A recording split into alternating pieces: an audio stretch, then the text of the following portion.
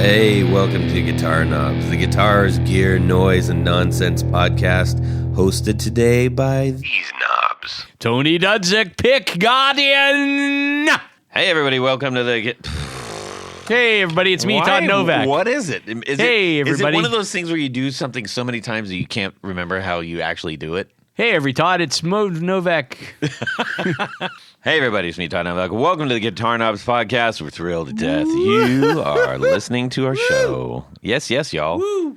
Welcome to the table, wherever Yes. you are. You have a seat at the table. You always have Tony just got out of your chair so that it's nice and warm when you sit down. Yes. Because who doesn't like a warm seat in the summer? Nothing like it. Especially warmed by another human.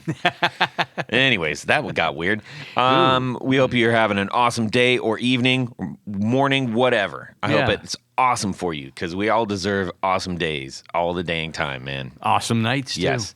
I feel awesome because I was watching Fast Times at Ridgemont High for like the 800th time. It's a comfort movie for me. Really? If things are spinning, I'm just like, man, I got to get grounded. Anyways, I know that's the one, but couldn't make it today. That's for sure. We have a very special episode because this is the very first Yes. Four at the Door recap. That's correct. And our first contestant there was Michael Van Zant. Yes. Grand Poobah, supporter of the show for a long time.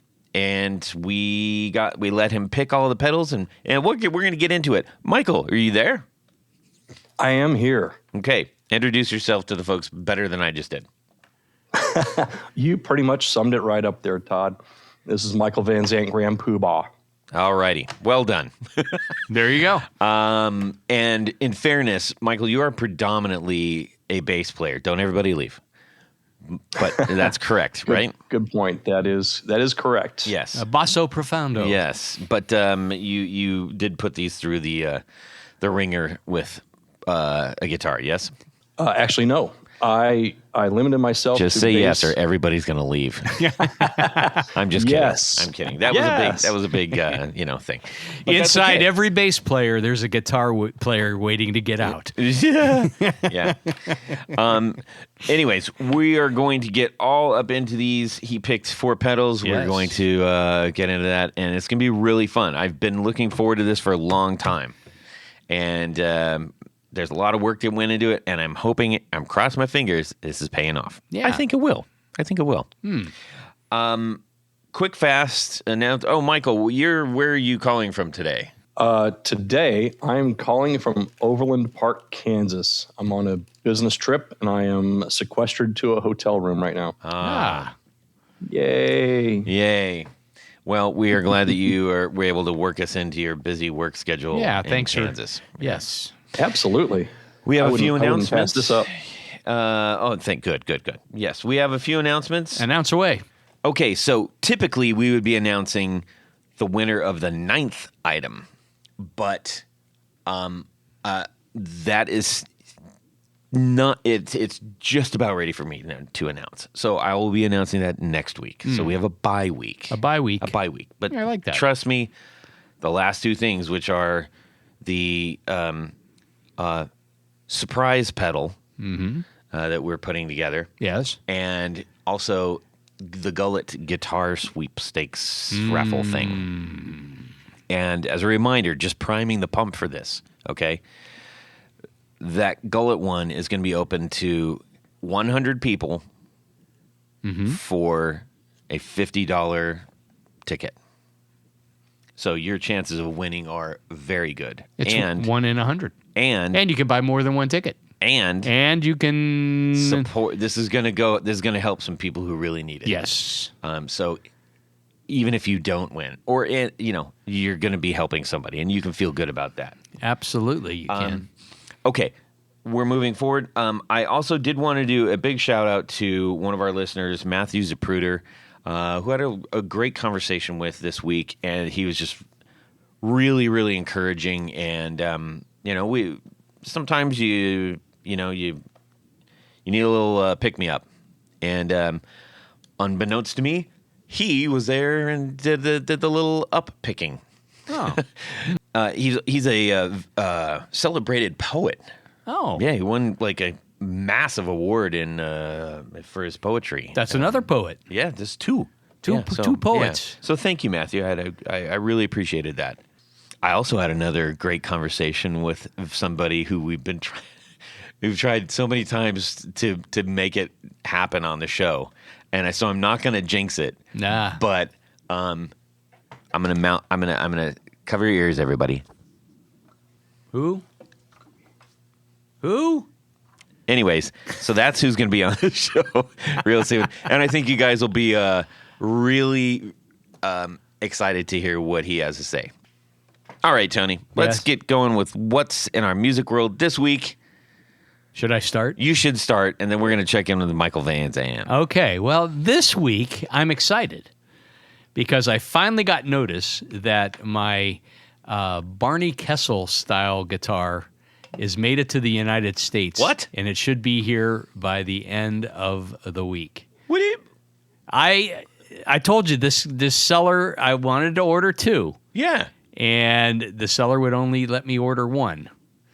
He said, I want you to see the quality of the instrument. No. Yeah. I'm telling you, this is what happened. I did this back in April. I know. April. I know. April. I know. I know. And I was starting to get a little concerned. It did say that, the ship for time frame would be, it should be received somewhere by July 1st. This is me not as excited as you are. I understand.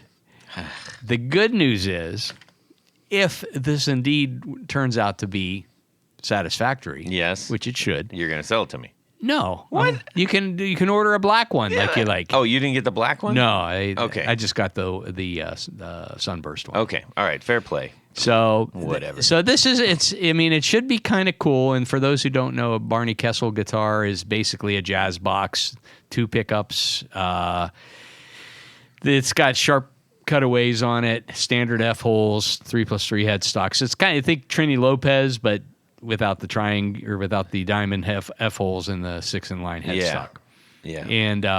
And this what's kind of cool about this one is it's not a fat body jazz box, so it's a shallow body like a 335 type thing. Yeah. So again, I was starting to get a little worried that it wasn't going to make it, but I got notification from FedEx that it is here in California. Well. Yeah. So All right. Well, I can't wait to see it. yeah.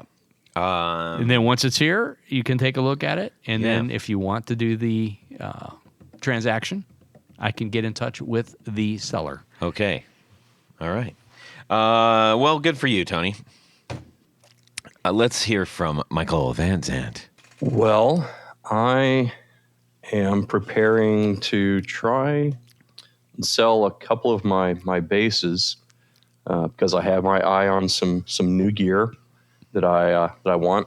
And so if anybody's looking for a walnut Rickenbacker 4003, this is the model that has the trapezoid inlays. It's got the stereo out, all the good stuff that you would want with a Rickenbacker. Why are you selling the Rickenbacker?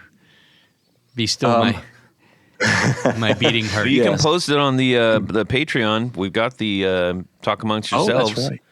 And I think we even have a gear swap one on there. That is a great idea. I will do that. I will need to get some picks done and do that. But Tony, I just, like most people, when it comes to Rickenbackers, as I found, is that you either, you bond well with them. Rickenbacker. I'm sorry. Rickenbacker. Rickenbacker. We're going to correct everybody one person at a time. Yep. That's our goal.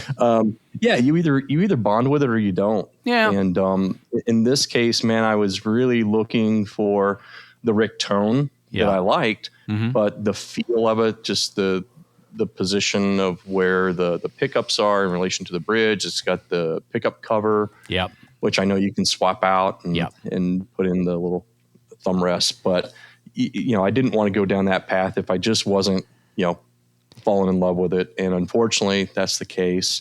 I get that. I Yeah, mean, in some but cases, it's, and Is the body too thin for you? No, it sits well on, it's balanced well, but it's just the position of things that is just off enough that it's not a natural fit. I've been playing a P bass and jazz bass for almost my entire bass playing career, and that's the comfort that I have. Yep. I can navigate around those instruments very efficiently, and yeah. So unfortunately, the Rick is yeah, not, I totally get that. I mean, it's So jumping cool looking, though. from a P bass especially. Jazz bass maybe is a little closer in feel, but they are, they're. I mean, it's like playing, a Rickenbacker 12-string versus any other 12-string. It's you have to commit to it.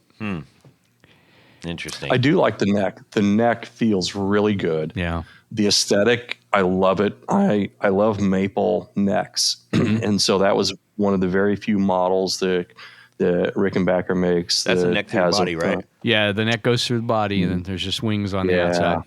outside. Those are pretty nice instruments, and that's a matte finish.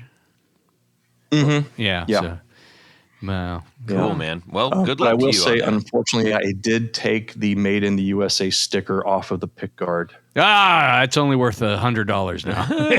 I'll give you $100 right now. We won't talk about that sticker. Yeah. Or maybe you have a sticker just kind of laying around that we can throw on I'd there. probably have one. Actually, I think I found the source for where Rick gets theirs. So, but Probably made in China. yeah, that would be funny. Yeah. Oh, that's cool. Yeah. Well, why don't you post that up and Yeah. we can maybe sell it within the family here. Well, we're not selling it. I'm not taking responsibility for that. Are you crazy? Why don't you? No. I that's just his meant guitar. we as in terms As in of the Patreon. the Patreon at all. at all. Yes. Good. Okay. So what is the dream bass that you're after? I'm glad you asked. I want a signature hooky bass from Eastwood. Ooh, Yeah, the hollow body.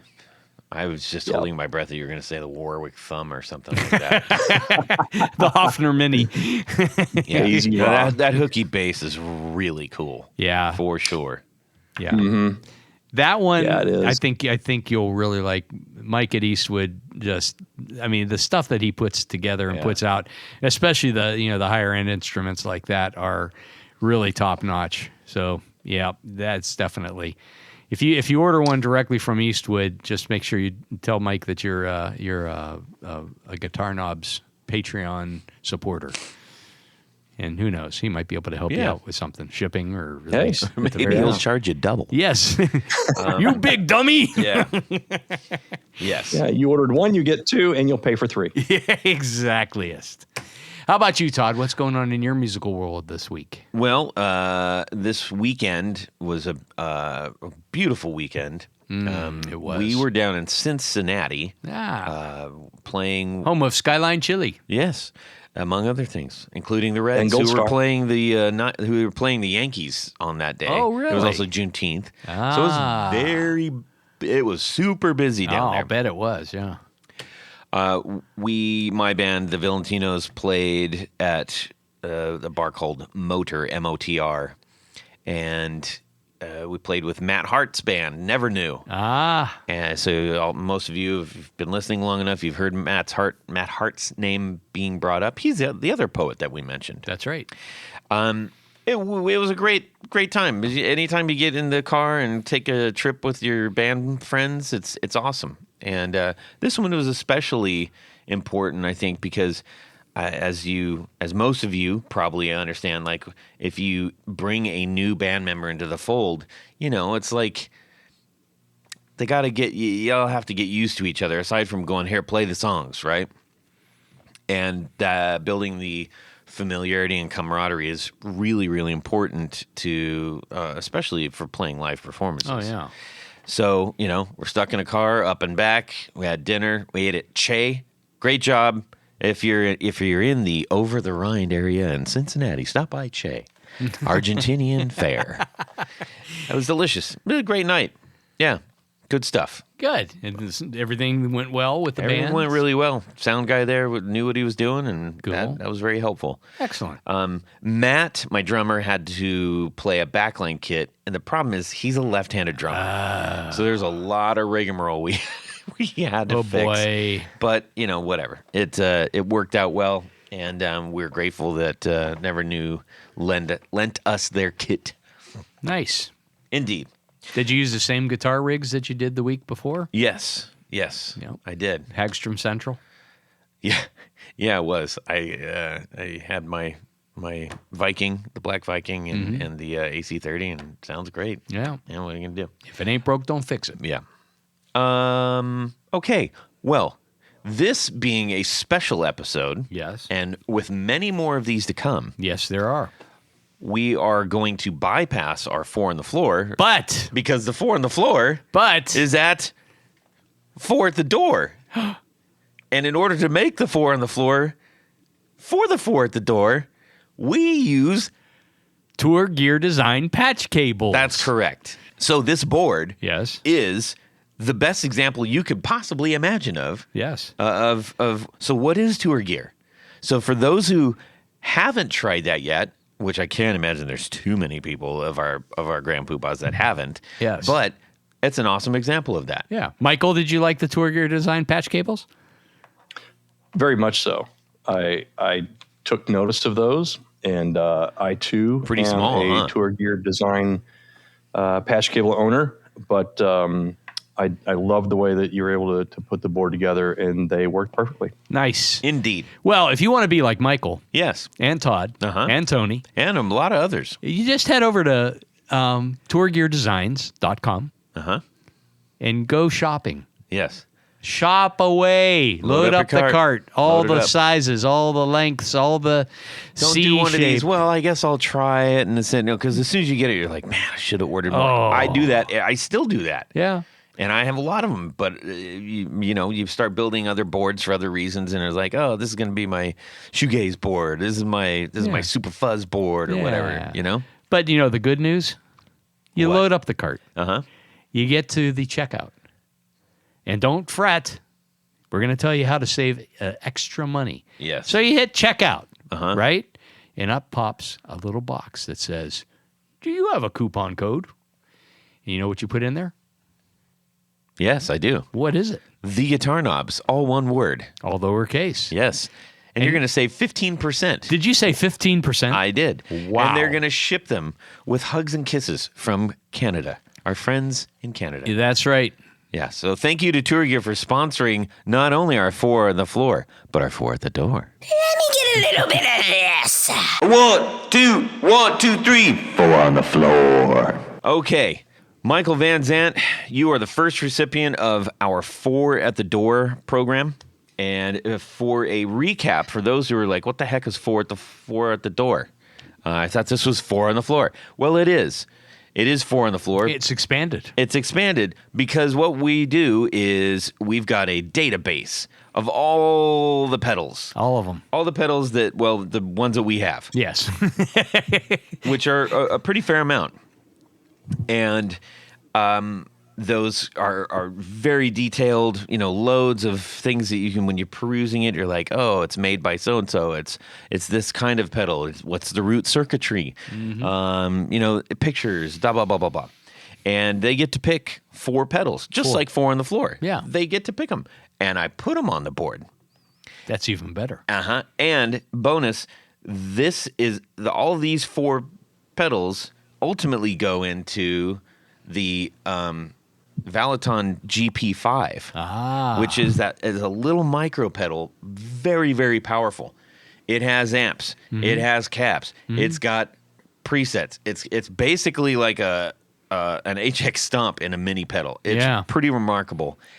And you can use it with headphones, too. You can use it with headphones. So, I don't know, what everybody's playing situation is. So, I want people to make sure that, when they get the 4 on the floor at their door, they can play it at night if they want to, if that's the only time that they get to do it or Yeah. whatever. So it sounds great and it records well. It's got a USB-C out. It'll go directly in your iPhone and record your voice memos. It's amazing. Okay, now before we get into all the gory details about each and every pedal, Michael, tell us about your experience when this showed up at the door. Well, I was a little disappointed that it was only one box. I was expecting 4 boxes.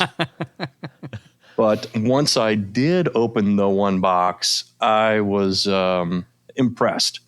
You're using the pedal train. I believe it's the Metro 20. Is that right? That's correct. With the hard case. With the hard shell case. So, I mean, it's coming to you shipped, well protected. You've got the power supply. Like you mentioned, you've got the Valaton GP5 on there. It's got the True Tone power supply. Yes. Yeah. Yes. And I'm familiar with that power supply. I've used it in the past as well, and it is a very reliable and stable power source. It's not the daisy chain one, by the way. It's the 7. The little brick. Digital power sorry, supply. it's a 6. It's a 6. Okay. Yeah, it's the slim one that fits under the. It's isolated power supply. Yes. Okay, carry on. Yeah, and it tucks in real nice and well underneath that pedal train. But yeah, I was just super impressed with how you put this together and how it arrived. And for everyone else that's going to get to do this, I suspect they'll feel the same way, that this isn't something that you just kind of threw together. There's been a lot of thought put into it, and how you put it together. Think about all the professional, musicians out there that will have pedal boards custom made for them, and this is top notch stuff. I know it's only 4 pedals and the Valaton, but still, it's not just thrown on there. I appreciate that. Thank you. Yeah. All right, so you cracked it open and took it out, and let's get into it. Now, why did you choose the pedals that you chose? Is there an overarching sort of plan or theme to what you were trying to do?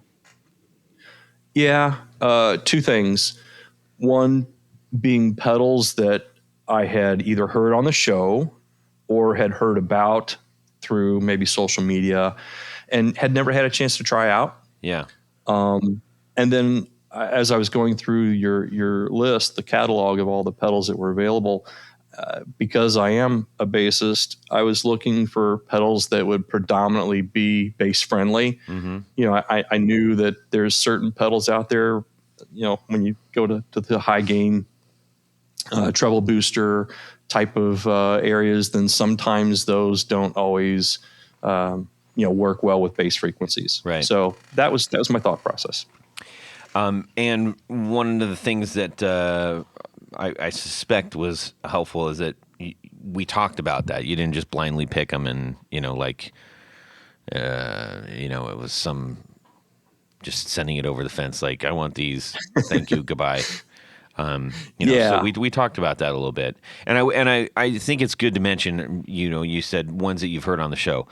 Almost every single thing that's in this catalog is from the show. Yeah, definitely.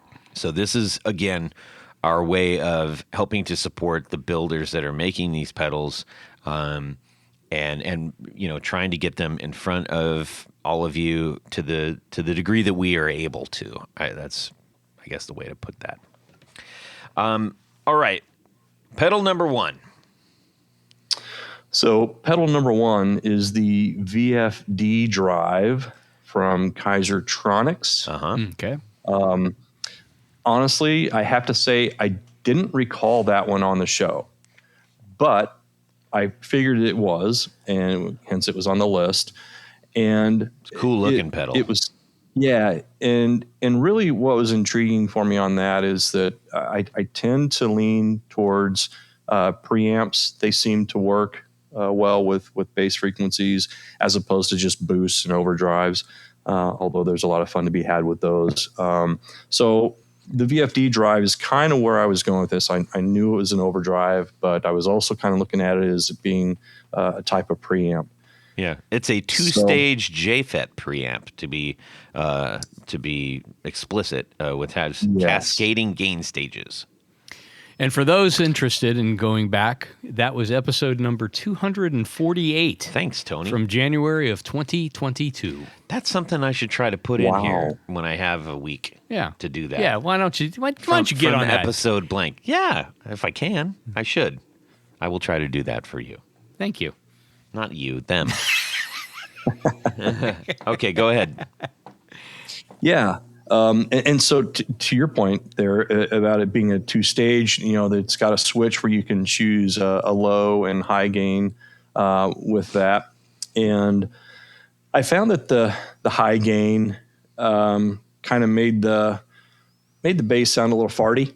Okay. For lack of a better explanation. What bass are you playing? The main one is my number one. It's a made in Japan Fender Jag. It is 2 single coils, a la jazz bass, but with Jaguar, switch gear and electronics on it. So yeah, okay. So I tried it. I tried it with the Jag. I tried it with a P, and I also tried it with my Fender Starcaster bass, which is 2 humbuckers. So all of the pedals that I selected played very well with the Jag and the P, and a couple of them did better with the Starcaster than others. The VFD drive, the Starcaster didn't. It was just too boomy, too woofy. But yeah, I tried the different settings, and I think I found the sweet spot was, I did volume at about 8 o'clock, gain about 1, and tone at 10. And in the low setting, it did well. It's really good. But I could just tell that this pedal is designed for guitars and not necessarily basses. Mm-hmm. Excellent. Well, when you were playing around, so you stayed on the low. Now according to Kaisertronics, you can get it into like almost a saturated fuzz territory. Were you exploring that, or did you kind of stay just with like sort of a boosted signal? I did bring the gain up to try that, and and then I brought it back down. Okay. So yeah. So even in the low setting, when I brought the gain up, it then started to get into a gain tone that it just didn't sound right for my rig. And I was playing this through. I've got an Ampeg Micro VT SVT Micro through 210s. So I played that through there, and so yeah, that's just kind of how that one worked out. Okay, all right. Let's go to number 2. First of all, I want to thank you for being accessible, because when I was looking at the list of pedals, I did reach out to you to inquire about what pedals were, maybe more a little bit bass friendly. And one that you directed my way to my attention, the Awkward Mustache from Voltic Electronic Devices. This one, I really dug this pedal. Op amp fuzz with a lot of versatility. This thing is, it takes that standard op amp big muff, and it just takes it through the roof. It's got a lot of fuzz to it. And the thing is that for me, it did seem a little nasally, as opposed to that warmer and beefy bottom end. Mm-hmm. But it wasn't a nasally that was off-putting. It was just that was the tone that it did, and it did it fantastically well. And you say it worked well with the bass too? Yeah, that's what he was doing. Yeah. Yeah. Now, I did find that I liked it best with both of the toggles for the defeat and the super. setting. I like those both in the down. And again, that was just my ear and the way I was listening to it. Okay. I think the super just really, took it over the top to where it was like, I think I prefer it down. Nice. Okay. So yeah, and I had that one cranked up pretty good. I had the level around 9, 10 o'clock, tone at 10, the fuzz at 1, and that was kind of the sweet spot for me on that one. And to be clear, this is the bigger format, so it's the bigger box. So the what do I want to say? The Defeat and Super were both on the back of the pedal. In the smaller box, those two are on the front. Right. The top. Yeah, and I will confess that I just kind of ignored the labeling on it. I just wanted to hear what it sounded like in those different settings.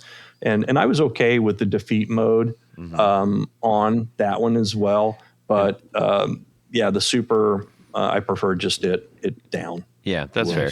And for those wondering, what the heck is the Defeat mode? The Defeat mode bypasses the tone control. It is a signature part of the muff sound, but it does have that mid scoop that can sometimes make it feel like, what just happened to the signal? It feels like it drops that. So when you bypass it, it provides a more raw sound, as well as a boost to the mid-range frequencies. And those who might be wondering about Voltec and when they appeared, they're one of our more recent appearances. That's episode number 385 from September of 2024. So almost 200 ago. Yeah, almost 200 ago. Recent. Recent. Yeah. Well, we did have them on recently again. Yeah. To be fair. And those are built out of Wilmington, Delaware. Yeah. Neato. That's where I get my guitar picks. Yes. I think it's worth saying that the first one, the VFD from Kaisertronics, that's built in Seattle, Washington. I think it's important to know where things are coming from. Yeah, I think that's true. Yeah. So you're not an octave guy, I'm taking it, Michael? I am. But I prefer sub-octave. Octave down. Okay. Yeah. Get yourself Pog. I have one. Yeah, I've been trying to learn it. Yeah. If you want, I can interject a pedal that I got years ago that is a fuzz and octave pedal, sub-octave pedal. Oh. And what is it? It's the Zeus from Red Witch. Oh. Yeah, yep. And coincidentally, the name of my dog is Zeus. So that's fitting. There you go. Indeed. Yeah, I do like octave. I like this pedal. It was not a bad pedal. It could very well find a place on my board at some point. I'm a collector. I love fuzz. I like all types of fuzz, and so this one's on the radar screen for me. Nice. Gotcha.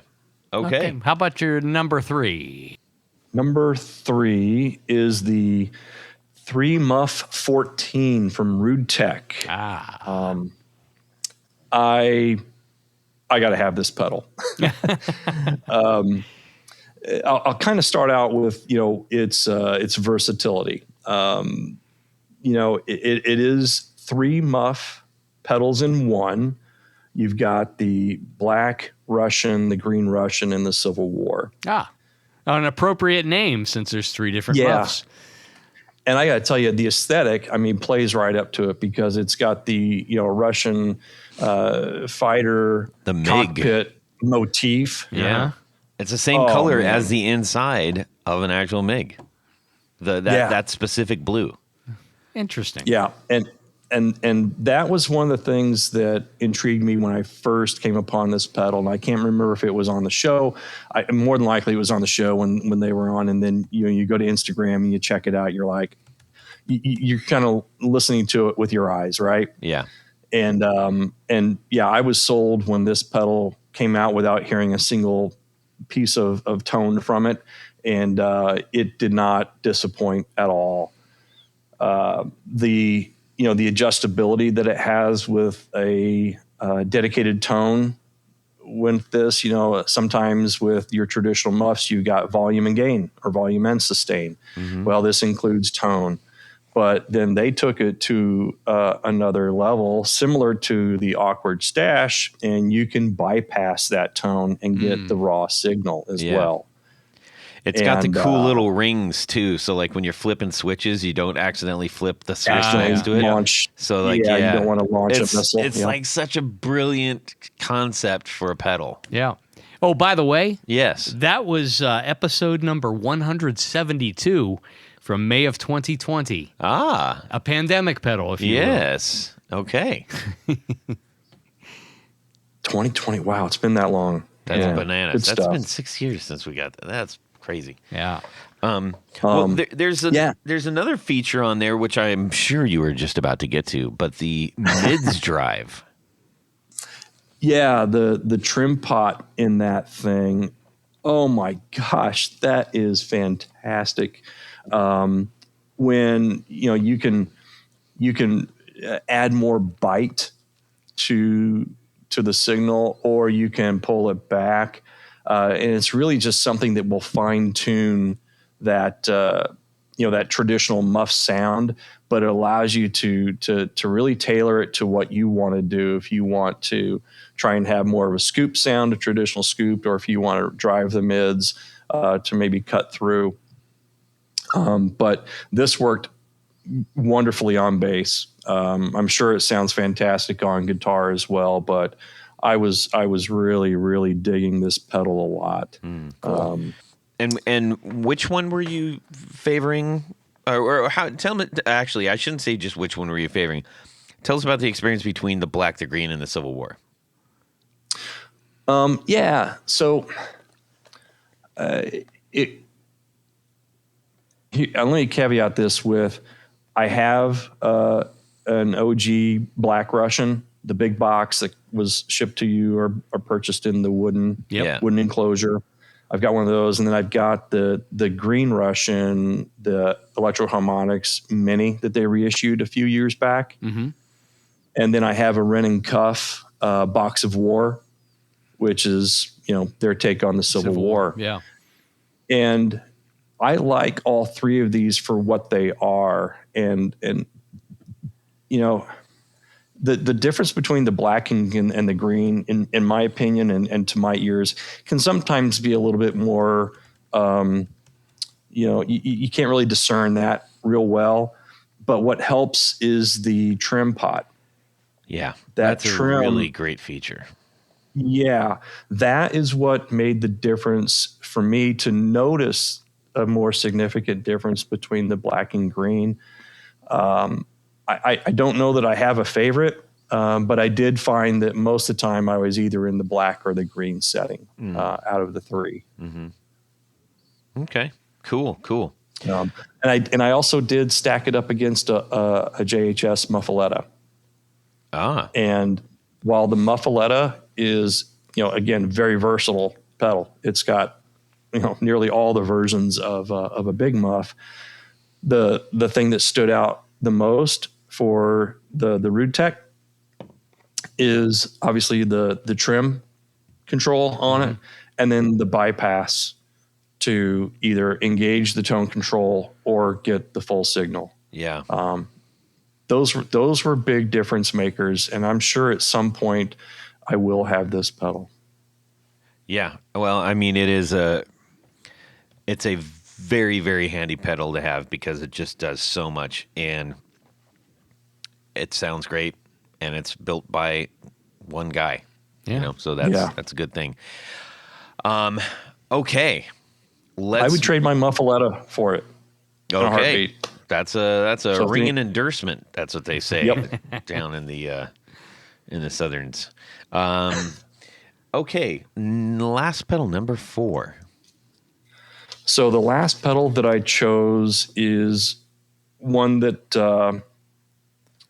I remember it distinctly from the show because it has a storied history with its in its original named fashion, and that is the Smallsound Bigsound Mini. And the one that you have is what edition is that, Todd?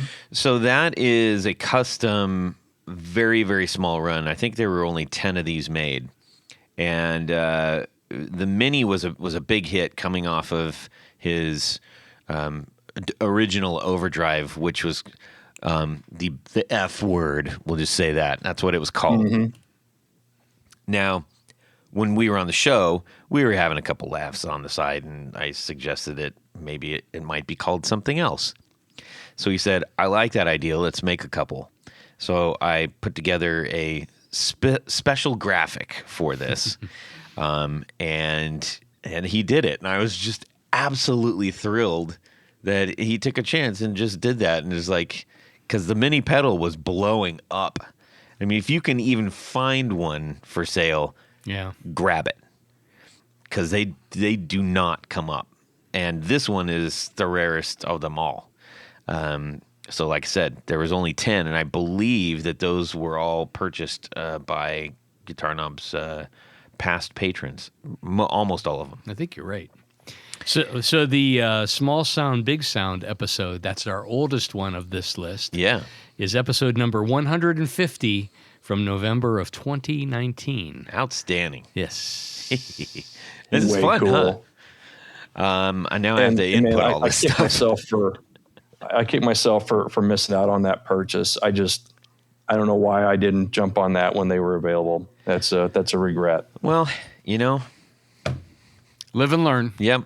These were made in Philadelphia, and I don't know how common knowledge it is for everybody out there, but Smallsound, Bigsound doesn't really isn't making pedals anymore. Okay.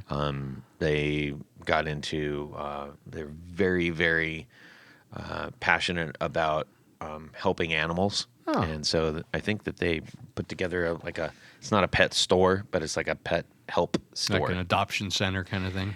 It's unclear exactly what that is. I didn't follow, but they're helping dogs and cats yep, and other animals. anything else in between. Yeah. Anyways, let's That's talk cool. about this. So tell us about the pedal as far as you know it. This was the top of my list. Out of all four, this is the one that impressed me the most. Oh, cool. I can easily see why this pedal was so popular for guitar and bass. It is such a responsive pedal.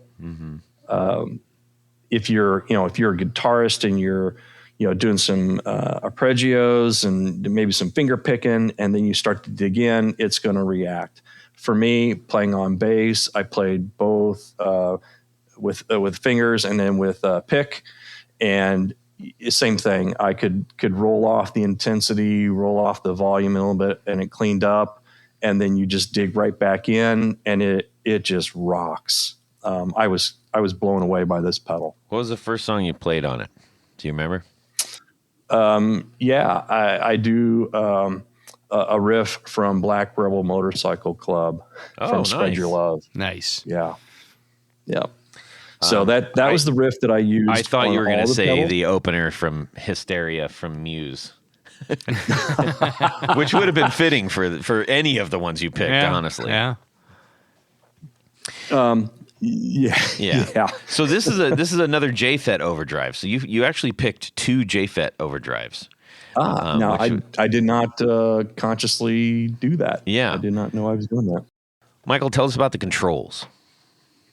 Controls. You've got gain and volume, and then it separates the EQ with a separate bass knob and treble. And then the magic sauce on this thing is the bias knob. So you can that was also a starve big the difference. transistor. Yeah. Yeah, and it kind of worked. It works counterclockwise. The starving is to the left counterclockwise, and then it cleans up when you reintroduce it by turning it clockwise. And I think I used it in a range everywhere between 9 o'clock and 2 o'clock, anywhere in that range, and I was happy with how it worked. I think my favorite was right around the 11 o'clock setting on it. I had volume and gain up around 10 and 11 o'clock. Bass around 2 o'clock, and treble at noon. I was neutral on that, and it was fantastic. I don't know how else better to explain it, but the bias is really good. I'm familiar with the bias. I've got a Fairfield circuitry barbershop, and it works the same way. So I dig that effect that you can introduce into a circuit. Yeah, and what I do like about the bias specifically on this one, it's got a really long taper, so it's not automatically just like squishing the heck out of it. Right. You really can fine tune that bias to work for whatever you're playing. Mm-hmm. The funny thing is, I can't tell you how many times, because this was on my board for a long time, and I kept forgetting that at the top it's usually volume in the upper left. Well, they had he put these reverse, so it was gain and volume. So gain is first and then volume. And so many times when I was trying to kind of get the feel of the pedal, I kept goosing the or holding back on the volume on the gain and goosing the volume. I'm like, man, this pedal's really loud. And then I realized my error. So, and by the way, if you are looking for this pedal out in the world, it is black and gold because, if you've been listening a long time, I like the black and gold stuff. Yes, you do. So that was one of my special requirements. I'm like, I want this to be black and gold. And this one's called Levi 11. I'm just going to leave it there. Okay. Well, I'm really glad that you liked that one. And, again, you're playing these on bass. These are predominantly guitar pedals, but we did try to find things that would generally work with bass as well. Yeah, I've got. I do use a lot of pedals that are made for guitar on my bass, and what I try to do is I try to use the pedals, and especially when you're talking about distortion and fuzz, the big challenge there is using a pedal designed for guitar with bass. You oftentimes have a bunch of low end that's been cut out. The frequencies just don't come through, and so when I do find guitar pedals that are bass friendly, let's say, I really like to, I like to utilize those as best I can. When I was playing these, I will say that, just kind of noodling around, came up with a new bass riff that I, hadn't heard before, or at least I didn't think I've heard before. And so what we talk about, or what you guys have talked about on the show many times, is that the purpose of this equipment is to help inspire you. Mm-hmm. And this did. Good. That's great to hear. Now, one thing that occurred to me, Michael, and this isn't, I don't mean to keep hyping this, but on our Patreon, you might ask the question like, hey, did anybody buy a Levi 11 and are they willing to sell it? You never know, man. If you don't swing, you ain't going to hit the ball. I will be posting that question ASAP. Good man. Good man. So we went through all the details of everything. What was your, just, I guess, in closing that out, what was your overall sort of experience post opening it up and not playing them? If it's okay, I'd like to maybe touch on one more item on the pedal board. Yeah, absolutely. And that's the Valaton GP5. I was impressed with that little guy. Now, I know you've used it quite a bit, and it's got a lot of settings, a lot of sims. But I found a handful of bass presets, so I thought, hey, let's give those a try. Yeah. And I will state that when I was trying out the pedals on the board, the four, I just found a bypass on the GP5, and it went straight to my rig. But after I did that, I isolated just the Valiton, and I found a handful of settings. It had a finger style, a pick, slap bass, and then it had a fuzz and an envelope, a couple of things like that. And for someone that is looking at a small footprint that will work in a pinch, if you're not into carrying a heavy rig, amp and cab, if you need to send something direct, if you've got a backline that isn't quite to your liking, this pedal could be something to consider.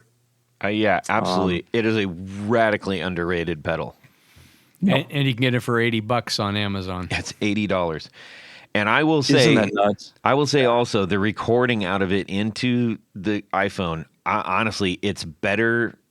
I have found it to be a truer signal from what I'm hearing in the headphones directly in, as opposed to like miking going into, USB into the computer by a long shot. Interesting. So I will continue to sing the praises of the GP5.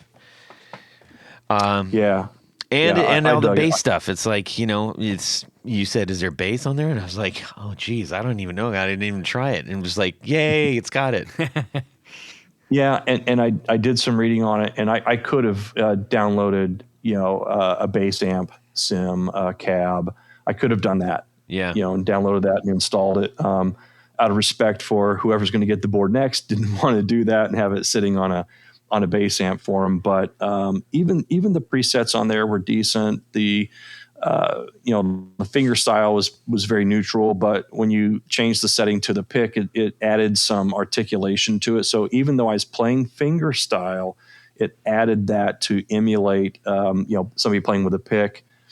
And then the same thing with the slap style. It kind of gave you a little extra punch that you might want with playing slap bass. Yeah. So yeah, I was impressed with that little guy. My normal multi effect is a stomp. I use a stomp, and I use presets from Ian Allison Martin, and this is. If I needed to free up some real estate on my board, this would be an option. Yeah. Well, and for those that are considering like, oh, maybe I need like almost like a fly rig or something like that. What is interesting, the foot switch acts as, it doesn't really turn it on, because when it plugs in, it turns on. It will act as a tuner. So if you click it, you got to hold it down, and then it'll turn into a tuner. But you can customize that to. You can either go through individual patches. You can set it up so that every time you click the foot switch, it goes to the next song. So whatever you have created for the next song, you can do that on a stomp too. You can just go through your set list, bang, bang, bang, bang, bang. And it also has the stomp control. So if you want to, just turn it on as turn on a specific effect, of which there are 100 of them on there. So, okay. I know this isn't the GP5 show, but I've just found it so useful. So useful, especially for writing at home, for creating new songs whenever I want to, and to be able to instantly, capture them. So, there you go. Nice. Yeah. Okay, so Michael, what was your overview, your summary of the whole experience? It was great to have the opportunity to play 4 pedals, and especially now knowing that the Levi Lovin is one of 10, pretty much unobtainium. To have the opportunity to play a pedal And like that's that number 1, by the way.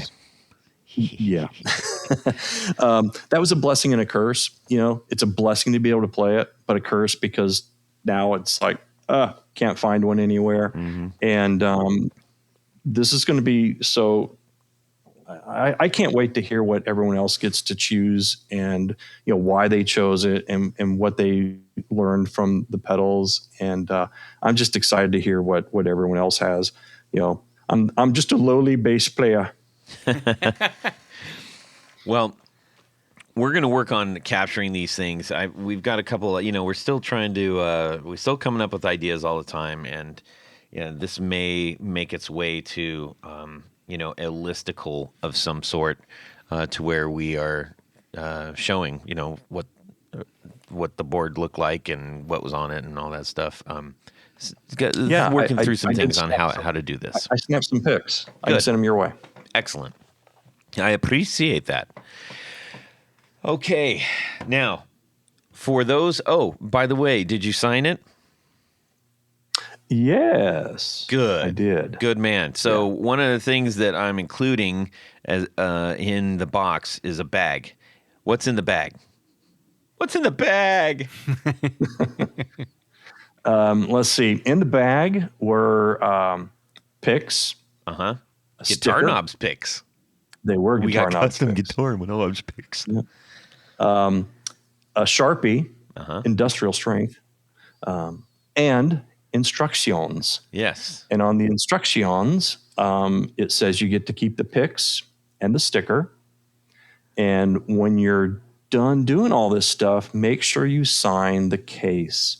Yes. And that's going to be really cool, because I can't wait to see, how many hands this will pass through. And, I returned the case in pristine condition. I just want to go on the record, no damage. Thank you.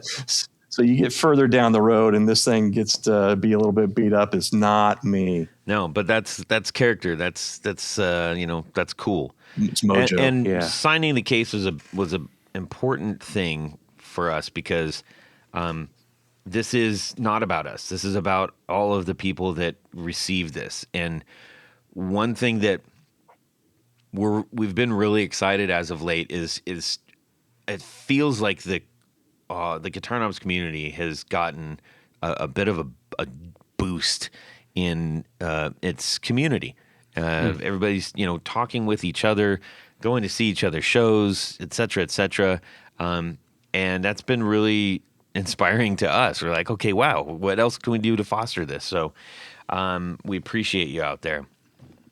I will say, okay, the intent here is that you get to play the pedals that you are interested in. Number one. Number two, that you say, I would really like to have one of these pedals. Mm-hmm. At which point, if you can, go directly to the builder. Buy directly from the builder. Yeah. Some things you just can't get anymore, and Reverb is their best friend for that. But if you're clearly listening, and our goal is to help support all these builders so that we can foster more builders and make the existing builders keep doing it. It's very difficult to keep doing it if people keep buying the same pedal over and over again. Second hand, third hand, fourth hand, etc. So I do implore you, maybe. Encourage. Implore is a little strong. Yeah. I encourage everybody to, if you hear what you like, either on the show or on the board or somewhere else, not only go to the builder and buy direct from the builder, but communicate with them. These guys out here and girls out there are just, they want to hear from you. They are very willing to interact, and they're great people. Yeah. So please try to do that. They will absolutely welcome it. And those that don't can give me a call, I guess. I mean, Tony. Rocks. Okay. Well, Michael, thank you so much for doing that. I'm glad that you enjoyed it. I can't wait for our next person, which is going to be David Kaminga. David Kaminga. Yes, he's second on the list. And for the record, we're like, how are you guys picking this? We're selecting by the longest standing poobah still, Oh. in Poobah active land. service. Yes. So next is David Kaminga. So there shouldn't be, you should kind of somewhat know where you are in the, pecking order by when you've joined. So, as people are joining the flock of the patrons, recently we just had Uday Ram, who switched from executive producer to Grand Poobah, so now Yes. he's eligible to get this, as well as one of our latest entries, all of our latest entries, but the most recent, Michael Coward. Yeah. So it's going to be a little while, but it'll get there. So hang in it there, will everybody. come. It Yeah. will come. Tony, what's next? Well, Todd, I'm Would glad. you Yep. Is that what you were going to say? Some words to that effect. Okay, perfect. That's right. What do we got? At this point of the show, there's a special game we play called Would You Rather? Yes. You see. This week's Would You Rather is brought to us by our good friend Adam Williams. And Adam likes the concept of time travel, you see. Uh-huh. And we've played with that in various forms. We've had Squeaky Bellows had a time machine. I think did we have the hot tub time machine too? And If not, we should. I Yeah. love that movie. yeah, okay. Well, anyhow, this is another time traveler. So this time traveler has given you the opportunity to skip forward in time 60 years or back in time 60 years to do some gear shopping. You get to bring back whatever you can afford right now. Now, there's a note here down below that the amount that you can spend will be adjusted for inflation and such. Uh-huh. So pretty much, if you go back in time, it'll be a smaller budget. And if you go forward in time, in all likelihood, it's going to be a bigger budget. Yes. So, I wish we were asking Huey Lewis which one he would like to do. yes, he would like to go back in time. Probably. Anyways. Anyhow, so here are your two choice settings. Would you rather go back to 1966 on Denmark Street in London? That was the hot, and still is kind of a hot. Explain what Denmark Street is, Tony. Denmark Street is where all the guitar and music shops reside. In London. In London. London town. Central London, yes. Yes. And pretty neat. Yeah, there's some pretty cool shops there still. Yes. There were in the 60s there were more cool shops. Yes. But he adds a note here that coincidentally 1966 is the year Jimi Hendrix first visited London with the manager at his time at the time. Or the other option is you can go forward in time 60 years to wherever the future gear mecca might be. And we don't know that yet because we haven't, it could be right here in Columbus, Ohio, for all we know. Now, he notes, prefaced that 2086 is in the middle of a guitar music renaissance. And who knows what guitar technology has become? Okay. Who knows?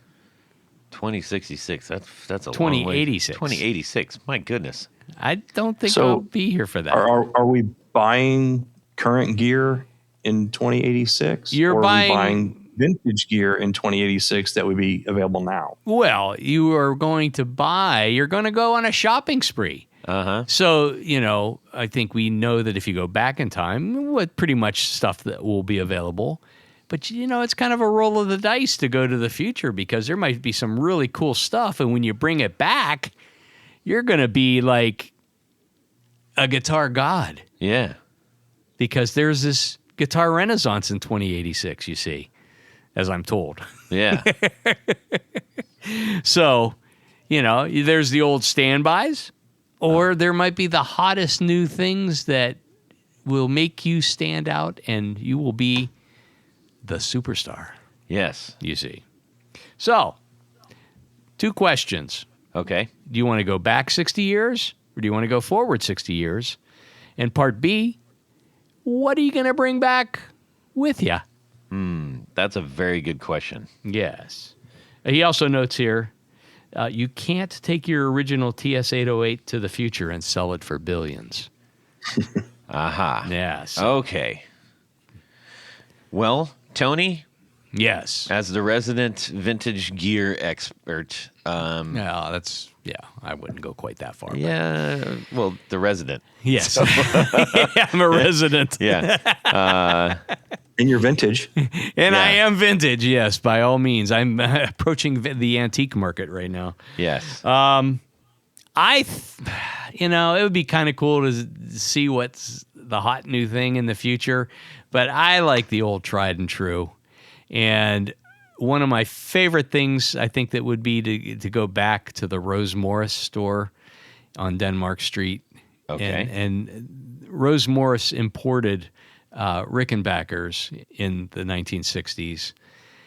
And some of those are kind of the rarest of Ricks that you can come across. The big thing was they wanted them to stand out from standard Rickenbackers, so they put a standard F-hole instead of a slash F-hole.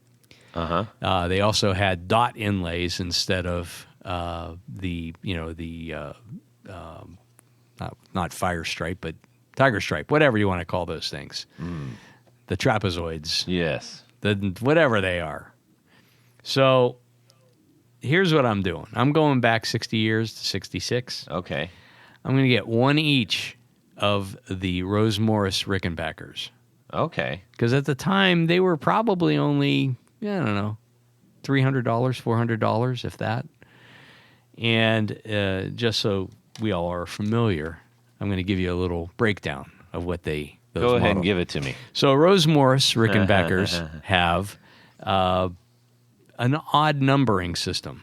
They apparently didn't think they were ever going to get past the 1990s because each of the models is named a number, 1995 through 1999. I think they thought that was just a very futuristic kind of thing. Okay. So the 1995 is basically a solid body Rickenbacker 625. All of these had trems on the guitars. A 1996 is a 325, like the John Lennon model, three Yeah. pickups. The 1997 is a 330, 335 with a trem. That's, your typical two pickup guitar. The 1998, Pete Townsend's favorite, was a 340 three pickup. Also with a trim, so that makes it a 345. And then the 1999 is basically a 4001 bass. All right.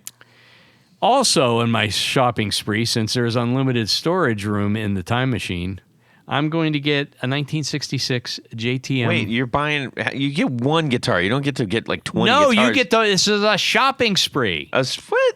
A shopping spree. Well, how about a shopping spree of two? Well, where's the fun in that? Because we could be here all night, for Pete's sakes. Pick two. There's limitations in life. All right, I was going to get a 66 JTM 45. So you just keep going and going. and then also a Vox AC30 Uh-huh. top boost. Yeah. All right, I'm going to narrow it down to two. I'm going to get in, and I'm going to go with the 1995 because they didn't sell many of those. It's a very rare Rose Morris Rickenbacker, Okay. and I've got to go with the 1998, the three pickup Pete Townsend All right. Okay. model. So since I have to limit it to two, that's what I'm going with. All right. Thanks, Todd. You are more than welcome.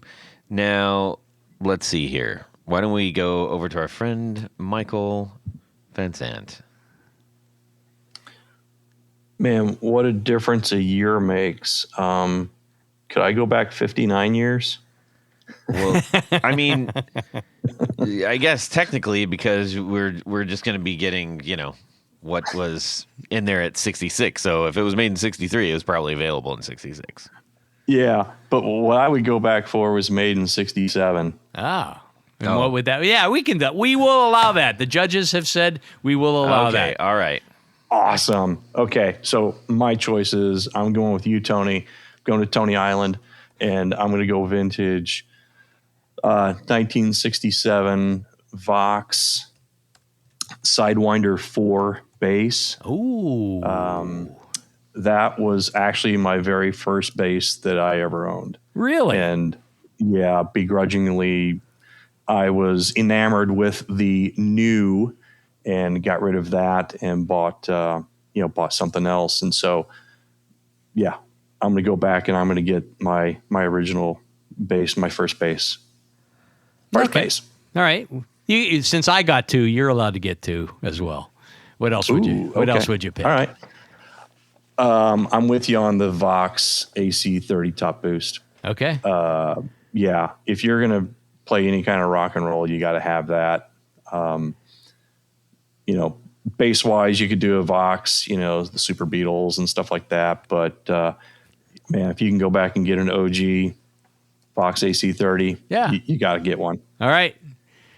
What are you doing, Todd? Well, I'm going to do a twofer in the sense that I'm in London. Yes. So I'm going to get a British-made guitar for the first one. Okay. I am going to get a black-on-black Burns Bison. Of course. Burns Bison. Oh, the Bison. It's just the first time I ever saw anyone playing one of those was actually Andy Bell was playing a Bison bass. Yeah. In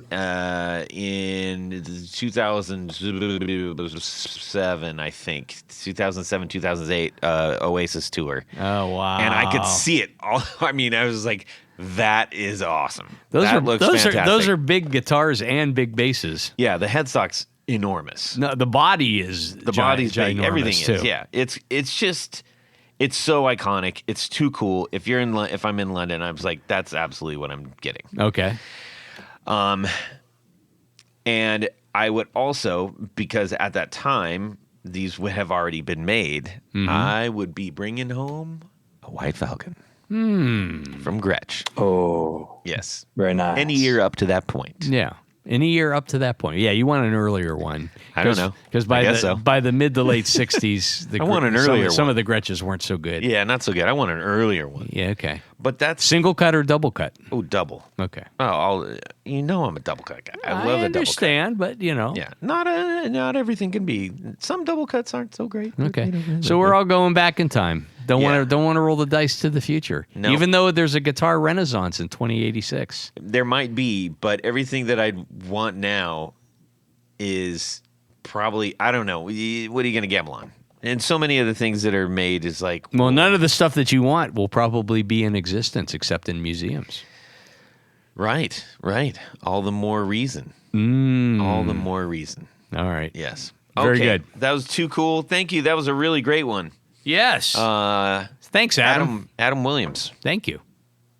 right? That is correct. That's what we said. That is. Okay. We need to thank a few people here, Tonebone. Well, Todd, there is a special group of people we love to thank. These are our executive producers. Now, an executive producer helps make this show possible. How do you become one? You shoot over to patreon.com/the Guitar Knobs. Check out a couple different levels, which you can participate and become a sponsor, a friend, a hero of the podcast. Each level comes with some very nice thank you gifts and opportunities to win great stuff. And I mean really great stuff. And you can be part of our 10th anniversary celebration. Sham on. Let's do it. Head over there. Get her done. So special thanks to these executive producers. Oh, wait. Yes?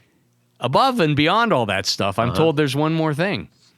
You get to have your name read on the thing. You had to have your name read on the thing, and that's what Indeed. I'm going to do right now. So special thanks to these executive producers: Anthony Lathrop, Brett Hogarth, Cameron Pampas, Darren Gregory, Don Kloss, Elad Mizrahi, James Bell, James White, John Esterly from Rare Bizarre Effects, John Sebastian, John Halverson, Justin Jones, Ken Sayers, Michael Senchuk, Mike Davenport, Owen Eads, Ralph Gottschalk from Wonderful Audio Technology, Richard Kendall, Rick Calhoun, Rusty Sneeden, Stefan Lamb, Tom Brazen, Trevor Ellenberg, Trevor Gunberg, Vader and Pedals, Caribou Gone, Ed Rossler, Andrew Fryette, Bob Claymeyer, and of course, Chris St. George. Indeed. Thank you. Thank you. Thank you. But Todd, Yes. there's another group of people that we like to thank too. They're a special subdivision of Subdivisions. of our executive producers. Indeed. We call them our grand poobahs. Yes. These are the creme de la creme, the top of the heap, the A number ones, and Recipients of Four at the Door. what else do they do?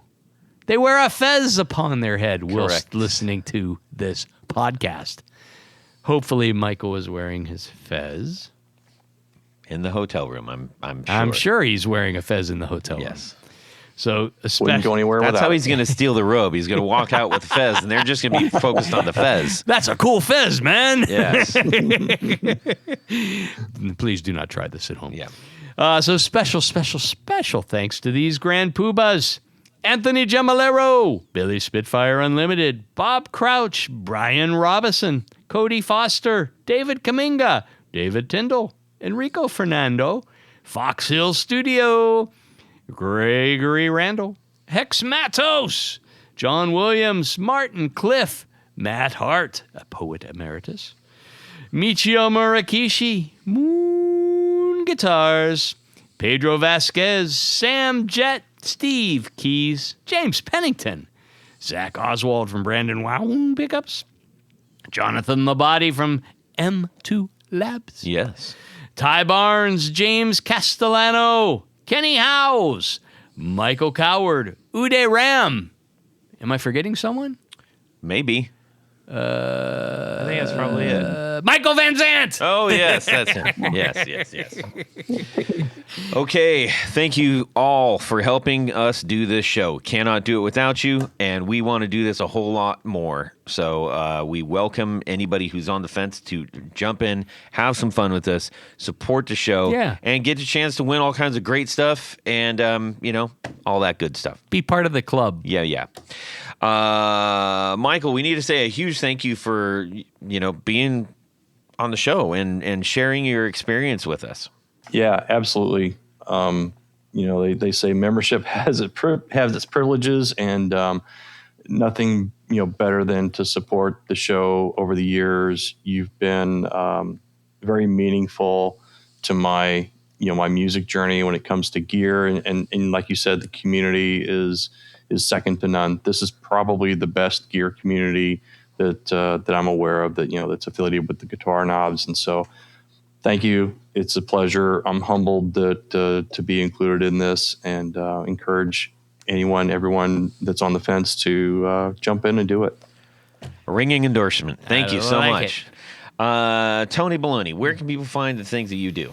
Well, you head over to pickguardian.com. Check out what I do. What do? I make pick guards for guitars. How do you get one? You shoot me an email. Let me know what you're doing, what pickups you're using, what color you want, what you want to try. I have some good suggestions. Mm-hmm. I've been doing this a long time. Mm-hmm. I'll make something very special for you. As Todd likes to say, it's your opportunity to make your guitar even more yours. Exactamundo. You can shoot me a DM on Instagram. I would love to talk to you. Share what your four on the floor is. Share a Would You Rather. We love good Would You Rathers, like the one we just heard. Thank you so much. Yeah. And I do want to give one final shout out to Rude Tech, Kaisertronics, Smallsound, Bigsound, and Voltic electronic devices. Yeah. You guys have made today possible. So thank you so much. Have a fantastic Guitar Week, everybody, and subscribe! Yep. Bow, bow, bow. La-da-dee, la-da-da. I need something to drink. I could use something to drink. Okay. How'd you like a nice wine punch? Sure. You bastard. Oh, you bastard. You dirty, filthy bastard. That was weak, huh? That was garbage. That was. I try not to eat out, period. I still don't understand the Chick-fil-A thing. I don't get it. Better. But for people lining up and just waiting. They have these surfboards that are motorized. I had never seen that before. Well, since there's no surf, So it's you're more gonna be like paddling for a long time to try to catch something. Well, yeah. Well, there's no wave catching to be had, but you still have to do the balancing thing. Yeah. I thought it was pretty cool. Did you do it? No, I just watched other people do it. Most of it's 4 or 5 feet deep. Why is that was it a reservoir or something? I think it was a low spot. A 5-foot lake? Well, I mean, in the center of it, it's maybe 12, 15 feet, maybe Okay. tops. But the perimeter is What if mostly... it was 1,000 feet in the center and people just dropped off? Portal to hell. And away we go. Well, that's it for these knobs. Please visit our Patreon page at patreon.com/theguitarknobs. Visit our website at theguitarknobs.com for all of our past episodes, 4 on the Floor blog, and other good stuff. You can connect with us on social too at our Facebook page and share your gear and stories on our Facebook group. Also, be sure to check out our Instagram at Guitar Knobs. Catch you next time.